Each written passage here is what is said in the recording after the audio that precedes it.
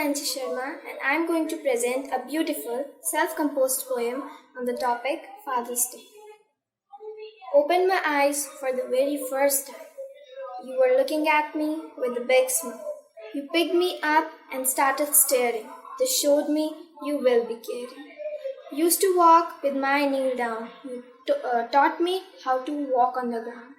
You raised me up like a princess. When I used to be upset, you bought me a new dress.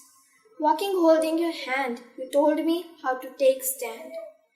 Playing with you is fun. You never became the old one. Dad, you know I love Avengers, but you were the only one to take me out of dangers. My favorite one is Iron Man, but you are my superhero. Wish you love on this special occasion. Promise me that you will never leave me without any reason. Thank you.